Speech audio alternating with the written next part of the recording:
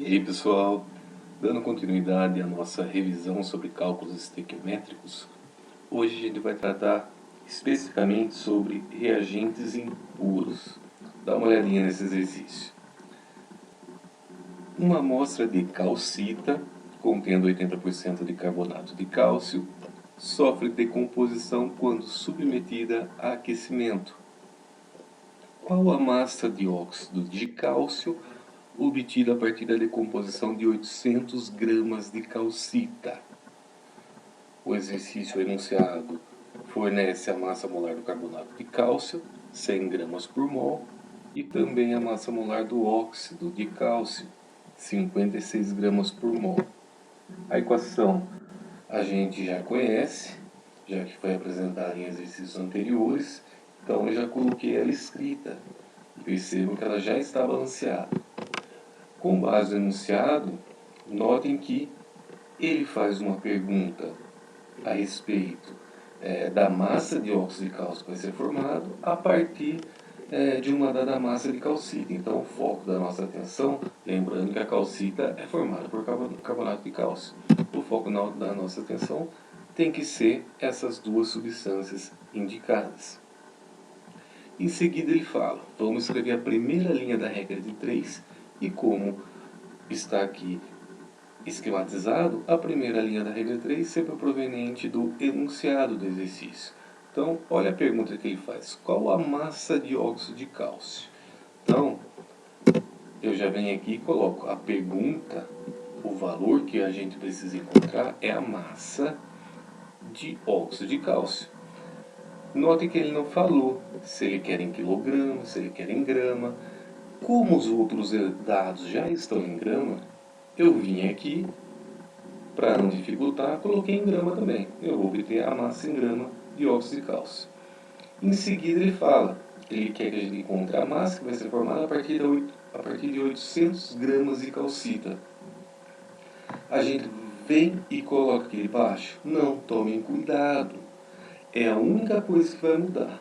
Percebe que ele fala aqui em cima, ó, uma amostra de calcita contendo 80% de carbonato de cálcio. Ou seja, o material que está sendo utilizado como fonte de carbonato de cálcio não é puro. Ele não contém 100% de carbonato de cálcio. A calcita é formada por apenas 80% de carbonato de cálcio. Então a gente vai ter que retirar os 80% desses 800 gramas de calcita. Então vamos lá então. Porcentagem de pureza. Normalmente a gente representa pelo P e o símbolo de porcentagem entre parênteses. Então, porcentagem de pureza nada mais é do que partes de substância em 100 partes de amostra do material. Ah, mas como assim? Então vamos lá interpretar então. A porcentagem de pureza dada do material utilizado na reação é 80% de carbonato de cálcio. Então eu coloquei 80% de carbonato de cálcio. Qual é a interpretação que a gente faz? 80 partes da substância, ou seja, 80 partes de carbonato de cálcio, mas como assim partes? No caso, a gente pode falar 80 gramas. Eu poderia falar 80 quilogramas? Poderia também.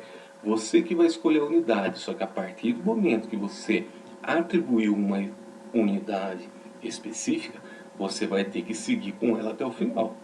Então, percebam aqui. Então, significa 80%, significa que tem 80 partes de carbonato de cálcio, ou seja, 80 gramas de carbonato de cálcio. Mas estão presentes aonde? Em 100 partes do material, em 100 partes da nossa amostra, que é calcita. Ah, mas 100 partes da calcita, 100 gramas de calcita, ou seja, 80 para cada 100. Você tem 80 gramas de carbonato de cálcio numa massa de 100 gramas de calcita, ou seja, 20 gramas aí não é carbonato de cálcio, é alguma impureza. Feito isso, a gente já tem uma primeira proporção. Em seguida, a gente pode encontrar, ok, se 80 gramas está presente em 100 gramas de calcita, que valor vai estar presente em 800 gramas de calcita, que foi o valor dado aqui no enunciado. Ó. Olhem aqui. Fazendo essa continha aqui, a gente pode ou dividir o de cima pelo de baixo e igualar as duas razões obtidas, ou se não, multiplicar os opostos direto, né? Vai ficar 100 vezes x, eu já vou passar o 100 dividindo, e 80 vezes 800. Vai ficar assim, ó. Eu já cancelei como grama de calcita dividido por grama de calcita é igual a 1. Eu já adiantei e já fiz o cancelamento. Então a gente chega nessa relação: 80 gramas de carbonato de cálcio vezes 800 dividido por 100. 800 dividido por 100 vai dar 8. 8 vezes 80, 8 vezes 8, 64. Aí você não esquece do zero, vai ficar 640 gramas de carbonato de cálcio. Beleza, então a gente tem uma amostra de material que contém a substância reagente e essa amostra de material pesa 800 gramas. Esse material é chamado de calcita. Só que desses 800 gramas, só 80% corresponde a carbonato de cálcio, que é a substância que vai participar da reação como reagente. Então a gente vem aqui e calculou 80% de 800 vale 640. A gente vem aqui e coloca 640 gramas de carbonato de cálcio atuará como reagente dessa reação. Então a gente já tem a primeira linha da regra de 3 obtida pelo enunciado. Só que percebam que antes da gente escrever ela por completo, a gente teve que fazer uma regrinha de 3 aqui no nosso caderninho. É a única coisa que muda. Em seguida, vamos obter a segunda proporção, que vem sempre da equação química balanceada. Então percebam que quando 1 mol de carbonato de cálcio reage completamente, é formado 1 mol de cálcio. Então perceba que, como a proporção da primeira linha está em grama, basta a gente converter essa proporção aqui para grama também, para as unidades ficarem compatíveis. Aí a gente vai ficar com uma coluna em grama e uma segunda coluna em grama também. Fazendo rapidamente essa conversão, já que a gente já viu isso naquela aula sobre utilização da massa molar, olha o dado enunciado. Massa de 1 mol, 100 gramas. A gente não tem 1 mol de carbonato de cálcio, então basta vir aqui e colocar 100 gramas de carbonato de cálcio. 1 mol de óxido de cálcio. Olha lá a massa de 1 mol de óxido de cálcio, que é a massa molar, 56 gramas por mol. Basta vir aqui substituir.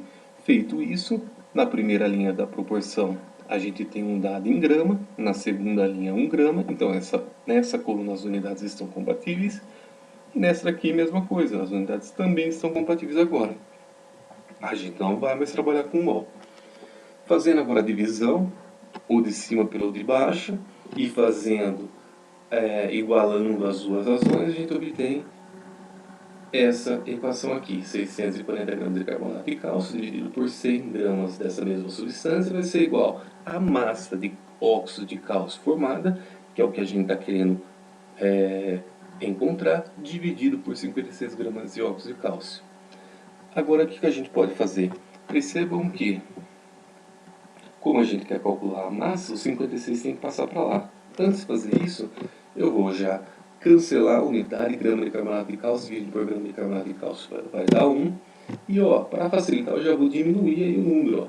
Eu vou pegar 640, cancelar um zero do 640 que está no numerador com um zero do 100 que está no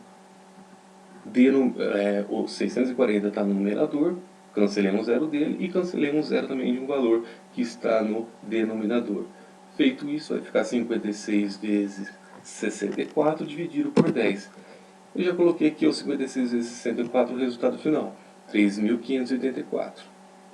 Só que ainda falta dividir por 100. Dividindo por 100, basta a gente andar com a vírgula uma casa para a esquerda. Olha lá, se aqui é 10, a vírgula está aqui, é 10,00.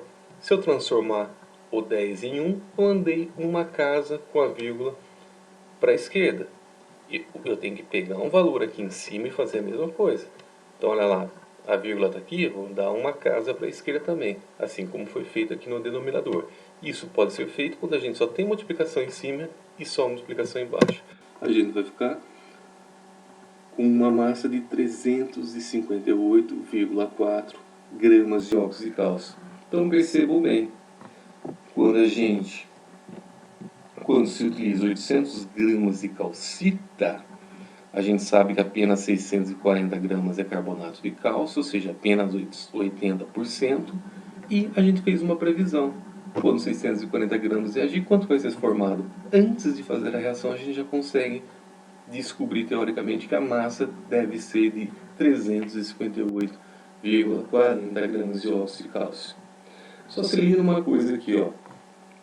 Eu falei aqui 640 dividido por 100, eu cancelei os zeros. É uma maneira simplificada de falar, ok?